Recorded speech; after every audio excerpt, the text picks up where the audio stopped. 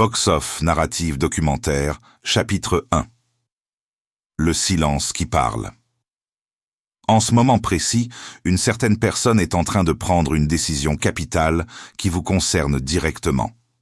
Prête une attention particulière à ce que nous allons explorer ensemble, car ce dont il est question se déroule, peut-être à cet instant même de manière silencieuse, discrète, au plus profond du cœur de quelqu'un.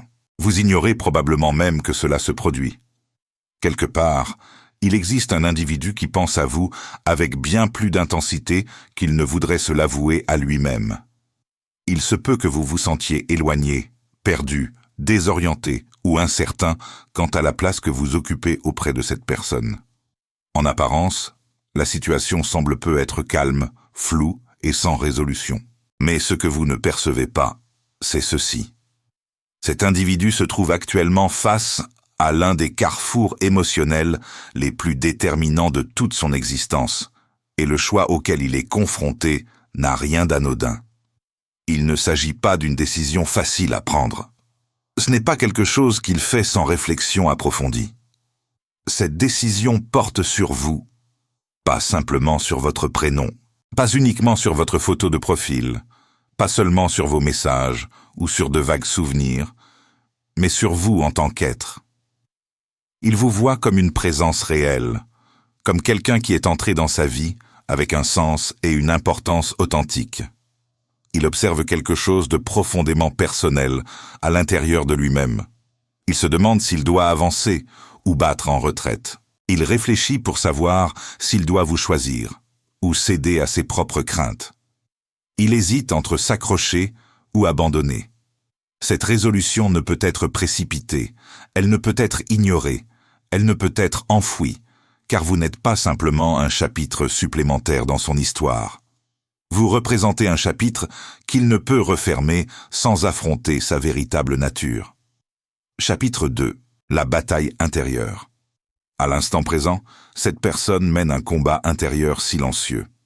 Extérieurement, elle peut paraître normale. Elle travaille peu, sort avec des amis, sourit et fait même semblant d'être indifférente. Pourtant, dans son esprit, une réalité totalement différente existe. Ses pensées reviennent vers vous à des moments qu'elle n'a pas planifiés. Tard la nuit, tôt le matin et durant les pauses tranquilles, entre d'autres occupations, elle se pose des questions difficiles.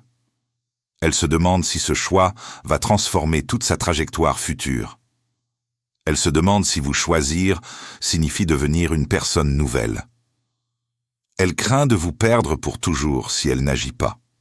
Mais elle redoute également d'agir et d'échouer une fois de plus. Cette dualité crée une tension psychologique que les spécialistes appellent l'ambivalence décisionnelle, un état où deux forces opposées d'égale intensité paralysent l'action. Voici quelque chose que la plupart des gens ne réalisent jamais. Le silence n'est pas toujours synonyme d'absence de sentiment. Souvent, le silence traduit la présence de la peur. Certains individus ne montrent pas leurs émotions parce qu'ils ont une terreur panique de perdre le contrôle. Certains ne recherchent pas l'amour parce qu'on ne leur a jamais montré comment s'y sentir en sécurité. Certains n'agissent pas, non parce qu'ils sont indifférents, mais parce que se soucier de quelqu'un leur semble dangereux, comme le penseur Carl Jung l'a exprimé autrefois. Là où réside votre peur, se trouve également votre mission, et vous incarnez une mission à laquelle ils ne peuvent se soustraire. Chapitre 3. Le conflit entre sœurs et esprit. Leur cœur les attire vers vous. Il leur rappelle comment ils se sont sentis vus, comment ils se sont sentis compris et comment ils ont trouvé la paix dans un monde qui ralentit rarement. Leur cœur se souvient de la version d'eux-mêmes qui existait lorsque vous étiez présent. Mais leur esprit oppose une résistance. L'esprit fait ressurgir d'anciennes blessures, d'anciennes déceptions et d'anciens échecs. L'esprit leur murmure d'être prudents. Ils les mettent en garde contre le fait de ressentir à nouveau la même souffrance. Ils questionnent s'ils sont assez forts, assez guéris ou assez dignes. Voilà la tension dans laquelle ils vivent actuellement. Entre guérison et espérance, entre sécurité et prise de risque, entre rester tels qu'ils sont et devenir quelque chose de plus grand. Cette tension psychologique n'est pas inhabituelle. Dans notre société moderne, nous sommes souvent confrontés à ce que les psychologues appellent l'évitement expérientiel. La tendance à éviter les expériences internes douloureuses, même au détriment de nos valeurs profondes et de nos relations significatives. Leur hésitation repose sur l'incertitude concernant votre stabilité. Ils ignorent si vous les attendrez pendant qu'ils démêlent leurs propres conflits internes. Ils craignent qu'en prenant trop de temps, vous finissiez par partir. Mais ils ont aussi peur que si vous restez, ce soit uniquement parce que vous n'avez pas d'autres options. Cette dualité les maintient dans un état de paralysie. Ils observent vos actions, analysent chaque geste que vous faites pour chercher des indices sur votre état d'esprit. Ils scrutent votre comportement pour voir si votre intérêt faiblit ou si vous continuez à les garder à l'esprit. Chapitre 4. Votre ressenti dans cette dynamique. Pendant ce temps, vous ressentez peu être cette étrangeté. Vous sentez peu être une distance qui n'était pas là auparavant. Vous vous demandez peu être pourquoi quelqu'un qui semblait si proche semble maintenant si lointain. Et vous pouvez commencer à vous demander si vous avez fait quelque chose de mal. Laissez-nous vous dire quelque chose d'essentiel. Leur retrait ne parle pas de vous, il parle d'eux. Leur silence ne signifie pas que vous ne comptez pas. Il signifie qu'ils ne savent pas comment gérer à quel point vous comptez.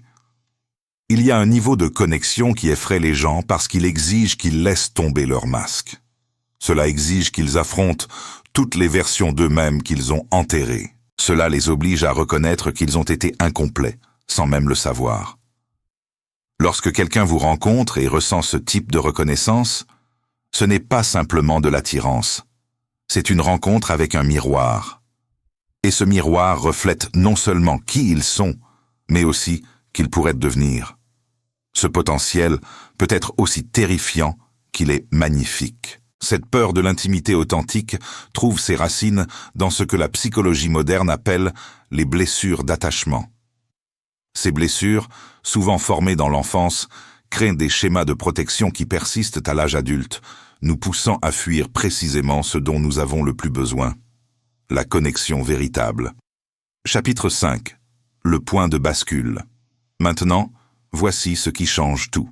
Au moment où vous cessez de négocier votre propre valeur, les choses commencent à se mettre en place. La pression se déplace, l'indécision les ronge. Ils constatent que leur hésitation ne les protège pas. Ils réalisent qu'ils doivent modifier leur schéma habituel, sinon, ils répéteront sans cesse les mêmes erreurs. Vous êtes devenu un symbole représentant une bifurcation. Un chemin est celui de l'évolution. L'autre est celui de rester dans l'ancien. Ils savent quelle voie mène à une meilleure existence. Ils se questionnent pour savoir s'ils vivent en fonction de leurs craintes ou en fonction de la vérité, parce que vous vous honorez vous-même.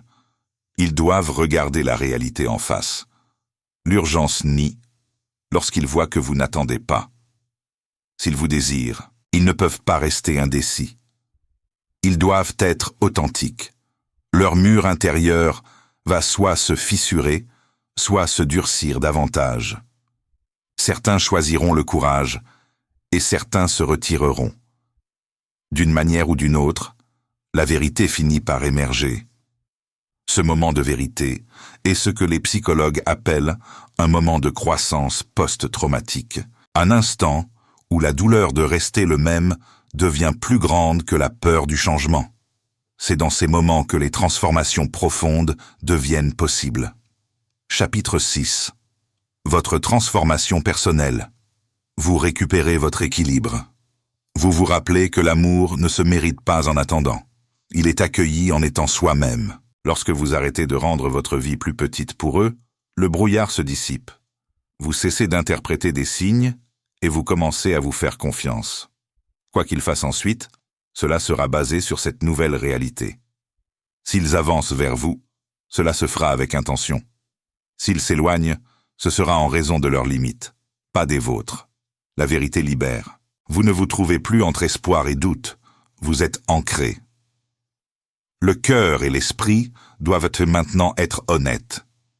Cette transformation personnelle que vous vivez illustre parfaitement ce que la psychologie positive appelle l'auto-efficacité, la croyance en votre capacité à influencer les événements qui affectent votre envie.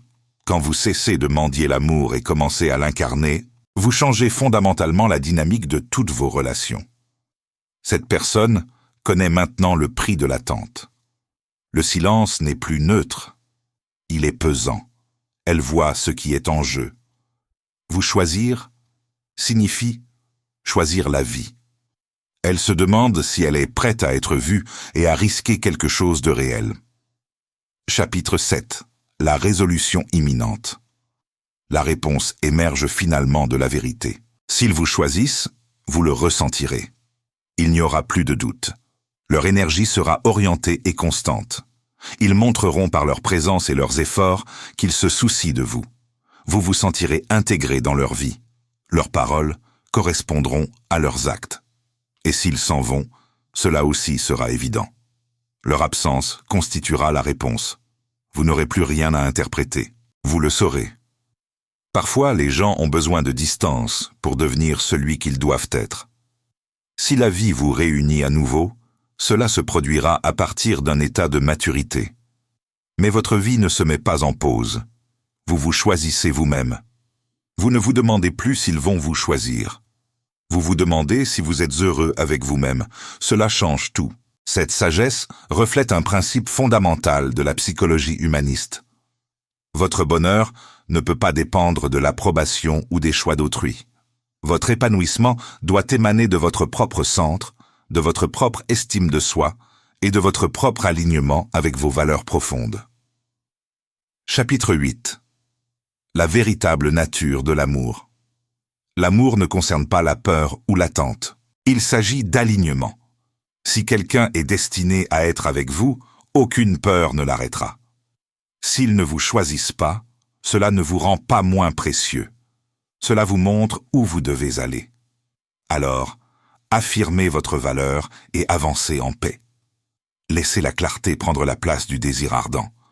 La décision la plus puissante a toujours été celle que vous avez prise concernant vous-même. L'amour véritable n'est pas une négociation ou une supplication. C'est une reconnaissance mutuelle, un choix conscient et répété, une décision d'honorer l'autre dans sa totalité.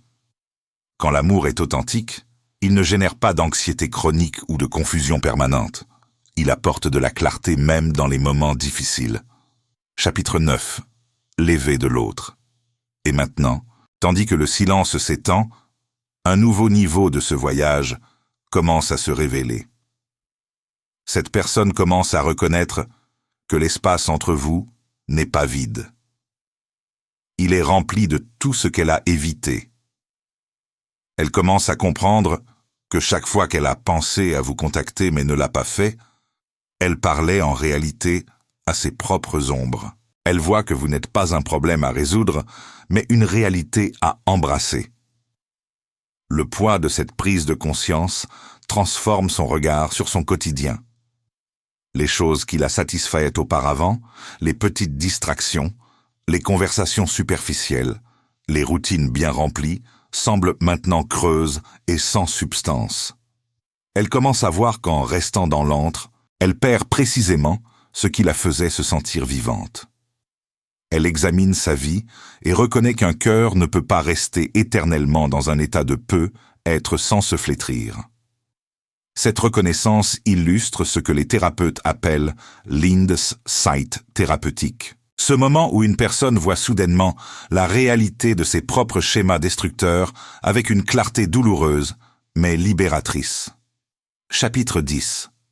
La lassitude des excuses, c'est le moment où la pression intérieure se transforme en besoin d'un mouvement extérieur. Elle se lasse de ses propres excuses. Elle en a assez des histoires qu'elle s'est racontées sur les raisons pour lesquelles cela ne pouvait pas fonctionner ou pourquoi elle n'était pas prête. Elle remarque que plus elle essaie de repousser la pensée de vous, plus vous occupez le centre de sa conscience. C'est ce que signifie être véritablement connecté à une autre âme. On ne peut pas fuir ce qui est déjà devenu une partie de soi. Elle commence à ressentir un sentiment de responsabilité, non seulement envers vous, mais envers la connexion elle-même. Elle commence à se demander si elle a été une bonne gardienne de la magie qui existait entre vous. Cette introspection est douloureuse, mais nécessaire. Elle retire les couches d'où qui lui disaient qu'elle était plus en sécurité seule, ou dans le silence. Ce processus de remise en question profonde correspond à ce que la psychologie développementale appelle la crise de l'intégrité. Un moment où nous devons choisir entre rester cohérents avec nos valeurs profondes ou continuer à vivre dans la contradiction. Chapitre : l'observation silencieuse. Tandis qu'elle traverse cette phase, elle vous observe également de loin, même si elle ne consulte pas vos réseaux sociaux ou ne parle pas à vos amis. Elle ressent le changement dans votre énergie. Elle sent que vous avez cessé de regarder en arrière. Il existe un type spécifique de gravité qui émane d'une personne qui a décidé que son propre bonheur n'est plus négociable. Elle perçoit cette gravité qui l'attire. Ce n'est plus vous qui tendez la main vers elle. C'est votre valeur qui exige qu'elle s'élève pour la rencontrer. C'est l'épreuve ultime de son caractère. Va-t-elle rester petite pour rester en sécurité, ou va-t-elle grandir suffisamment pour contenir l'amour qu'elle désire réellement? Elle commence à accepter que la version d'elle-même qui est entrée dans cette connexion ne peut pas être la version qui la maintient. Elle doit se transformer. Et cette transformation se produit précisément maintenant, dans le silence, dans l'obscurité et dans les moments de totale honnêteté. Cette transformation silencieuse reflète un principe fondamental de la croissance personnelle. Nous changeons d'abord de l'intérieur dans l'intimité de notre propre conscience avant que ce changement ne se manifeste dans nos actions extérieures. Chapitre 12. L'impossibilité de l'évasion, elle ne peut plus s'échapper. Ce processus interne profond atteint maintenant son point de rupture. Elle ne peut plus supporter le fossé entre qui elle est et qui elle souhaite être pour vous. Elle commence à comprendre que sa peur de faire une erreur est en réalité la plus grande erreur qu'elle commet. Elle regarde la vie qu'elle a construite sans vous et reconnaît que c'est une maison sans chaleur. Elle commence à ressentir un sentiment de perte qui est plus puissant que sa peur du rejet. C'est le moment où le « je dois » devient plus fort que le « je ne peux pas ». Elle voit la possibilité d'un futur dans lequel vous n'êtes qu'un souvenir. Et cette pensée semble être un poids physique qu'elle ne peut plus porter. Elle reconnaît que son silence n'était pas un bouclier, c'était un mur qui la maintenait prisonnière d'une version d'elle-même qu'elle a dépassée. Ce moment de reconnaissance douloureuse est ce que les psychologues appellent la dissonance cognitive, poussée à son paroxysme. L'inconfort mental qui survient quand nos actions ne correspondent plus à nos valeurs, à nos désirs profonds. Chapitre. Le respecte pour votre force. En même temps, elle éprouve une sorte étrange de respect pour la manière dont vous avez traversé cette période. Elle voit que vous ne vous êtes pas battu, que vous ne vous êtes pas effondré, et que vous n'avez pas perdu votre lumière simplement parce qu'elle était confuse. Cela la fait vous désirer encore plus, mais cela lui fait également réaliser qu'elle ne peut pas revenir vers vous avec les mêmes vieilles excuses. Elle sait que si elle revient, elle doit venir avec honnêteté et un plan véritable. Elle répète les mots qu'elle veut dire et tente de trouver un moyen d'expliquer l'inexplicable. Elle veut vous parler des nuits où elle fixait le plafond, des jours où elle faisait semblant que tout allait bien. Elle veut que vous sachiez que son hésitation n'a jamais concerné votre valeur, mais toujours sa propre préparation. Elle commence enfin à accepter qu'elle ne se sentira jamais prête à 100% pour que la seule façon d'être prête est de faire le saut. Cette réalisation touche à l'essence même de la condition humaine. Nous ne sommes jamais complètement préparés aux grands défis de la vie, mais c'est précisément dans l'action malgré l'incertitude que nous grandissons. Chapitre. L'énergie de la finalité. L'énergie entre vous vibre maintenant avec un sentiment de finalité. Quelque chose doit céder. L'univers ne permet pas que ce niveau de tension reste éternellement non résolu. Vous ressentez peu une vague soudaine de paix ou une impulsion soudaine de lâcher prise complètement. Et c'est parce que le travail de votre côté est accompli. Vous avez créé l'espace. Vous avez montré le chemin et vous avez préservé votre dignité. Maintenant, la balle est entièrement dans leur camp. Ils se tiennent au bord du précipice et regardent en bas le sentier qui mène de retour vers vous. Ils respirent profondément et reconnaissent que le pont qu'ils pensaient avoir brûlé est en réalité toujours là, attendant qu'ils le traversent. Le prochain pas qu'ils feront ne sera pas accidentel. Ce sera la chose la plus intentionnelle qu'ils aient jamais faite. Ils sortent de l'ombre et entrent dans la lumière de leur propre vérité. Chapitre 15. La compréhension profonde de l'amour mature. Ce voyage que nous avons exploré ensemble révèle une vérité fondamentale sur l'amour mature. Il ne peut pas s'épanouir dans la peur, l'attente passive ou la négociation de sa propre valeur.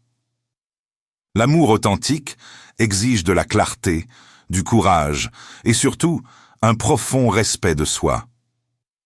Quand nous cessons de supplier l'amour et commençons à l'incarner, nous créons un champ magnétique différent autour de nous. Nous attirons des personnes qui sont prêtes à nous rencontrer à notre niveau, plutôt que de nous rabaisser au leur. Cette transformation n'est pas égoïste, c'est nécessaire. Car comment peut-on donner ce que l'on ne possède pas? Comment peut-on offrir de l'amour véritable si nous ne nous aimons pas d'abord nous-mêmes? La personne qui hésite dans votre vie traverse son propre voyage de croissance. Son hésitation, bien que douloureuse pour vous, peut être exactement ce dont elle a besoin pour se transformer en quelqu'un capable de vous aimer pleinement. Chapitre 6. Les leçons se cacher. Dans cette attente, dans cette incertitude, vous apprenez des leçons précieuses sur votre propre résilience. Vous découvrez que votre bonheur ne dépend pas des décisions d'autrui. Vous réalisez que votre valeur n'est pas déterminée par le fait qu'on vous choisisse ou non. Ces découvertes sont douloureuses au début, mais elles deviennent votre plus grande force. Elles vous libèrent du besoin de validation externe et vous ancrent dans votre propre centre de gravité émotionnelle. Quand vous atteignez cet état d'autonomie émotionnelle, quelque chose de magique se produit. Vous devenez irrésistible non par manipulation, mais par authenticité. Votre paix intérieure devient un phare qui guide les autres vers leur propre vérité. La personne qui lutte avec sa décision ressent ce changement en vous, même à distance. Elle perçoit que vous n'êtes plus en mode attente, mais en mode accomplissement. Cette réalisation accélère son propre processus de décision. Chapitre 17. La danse des énergies. Il existe une danse énergétique subtile qui se joue entre deux personnes connectées. Quand l'une avance, l'autre recule souvent, et vice-versa. Cette danse peut persister jusqu'à ce que les deux personnes trouvent leur équilibre individuel. Votre refus de continuer cette danse, votre décision de vous retirer du jeu de l'attente, crée un espace nouveau. Dans cet espace, la vérité peut enfin émerger. L'autre personne ne peut plus se cacher dans l'ambiguïté de vos espoirs. Cette dynamique illustre un principe profond des relations humaines. Nous ne pouvons pas forcer quelqu'un à nous choisir, mais nous pouvons créer les conditions dans lesquelles leur choix devient clair. En vous respectant suffisamment pour ne plus accepter l'incertitude chronique, vous forcez l'autre à confronter sa propre ambivalence. Cette confrontation, bien qu'inconfortable, est nécessaire pour la résolution. Chapitre : La psychologie du changement. Le changement humain suit souvent un schéma prévisible. D'abord la résistance, puis la contemplation, ensuite la préparation et finalement l'action. La personne dans votre vie traverse ces étapes maintenant. Sa résistance initiale était motivée par la peur et les blessures du passé. Sa contemplation actuelle est alimentée par la réalisation que rester dans l'ancien schéma lui coûte plus cher que de risquer le changement. La phase de préparation dans laquelle elle entre maintenant implique de répéter mentalement les conversations qu'elle veut avoir avec vous, d'imaginer les scénarios possibles et de rassembler le courage nécessaire pour agir. Cette préparation psychologique est cruciale. Elle ne peut pas revenir vers vous avec la même énergie qui l'a poussée à s'éloigner. Elle doit cultiver une nouvelle version d'elle-même, une version capable de soutenir l'intimité qu'elle désire. Chapitre 19. L'impact de votre transformation. Votre propre transformation pendant cette période a été tout aussi significative. Vous avez appris à faire la distinction entre l'amour et l'attachement, entre l'espoir sain et l'attente destructrice. Vous avez développé ce que les psychologues appellent l'amour détaché, la capacité d'aimer quelqu'un profondément, tout en étant prêt à le laisser partir si nécessaire. Cette forme d'amour, paradoxalement, attire plus que l'attachement désespéré. Votre refus de vous diminuer pour accommoder l'incertitude d'autrui envoie un message puissant. Vous vous valorisez suffisamment pour exiger de la clarté dans vos relations. Cette position n'est pas ultimatum, mais self-respect. Cette transformation vous prépare non seulement pour cette relation spécifique, mais pour tous les liens futurs. Vous portez maintenant une sagesse qui vous protégera des dynamiques toxiques et vous orientera vers des connexions authentiques. Chapitre 20. L'anticipation de la résolution. Nous approchons maintenant du moment de vérité. Toutes les forces psychologiques que nous avons explorées convergent vers un point de résolution. L'autre personne ne peut plus maintenir le status quo. Son système interne de résistance s'effrite face à l'évidence. Vous êtes quelqu'un de précieux qu'elle pourrait perdre définitivement si elle ne agit pas. Cette réalisation crée une urgence qui surpasse sa peur. Si elle choisit de revenir vers vous, ce sera avec une intention claire et un engagement authentique. Si elle choisit de rester dans sa zone de confort, vous aurez la clarté nécessaire pour fermer définitivement ce chapitre. Dans les deux cas, vous gagnez. Soit vous récupérez cette personne transformée et prête à s'engager, soit vous vous libérez définitivement d'une situation qui ne vous servait plus. Épilogue, la sagesse de l'attente active. Ce que nous avons exploré ensemble n'est pas simplement l'histoire d'une relation incertaine, c'est l'histoire universelle de la croissance humaine, de l'amour-propre et du courage nécessaire pour honorer notre propre valeur. Vous avez appris que l'attente passive épuise, mais que l'attente active, celle où l'on continue à vivre pleinement sa vie, transforme. Vous avez découvert que l'amour véritable ne suppliant pas, mais inspire. Vous portez maintenant une sagesse précieuse. Votre bonheur ne peut pas dépendre des décisions d'autrui. Votre paix ne peut pas être otage de l'ambivalence d'une autre personne. Votre valeur ne fluctue pas selon qu'on vous choisisse ou non. Cette compréhension vous accompagnera dans tous vos futurs liens. Elle vous servira de boussole dans les moments d'incertitude relationnelle. Elle vous rappellera que vous méritez un amour clair, cohérent et choisi consciemment. Quoi que décide cette personne qui occupe vos pensées, vous avez déjà gagné la plus importante des victoires. Vous avez appris à vous choisir vous-même. Et c'est cette victoire qui rend tout le reste possible. L'amour authentique commence toujours par l'amour de soi. Tout le reste en découle naturellement.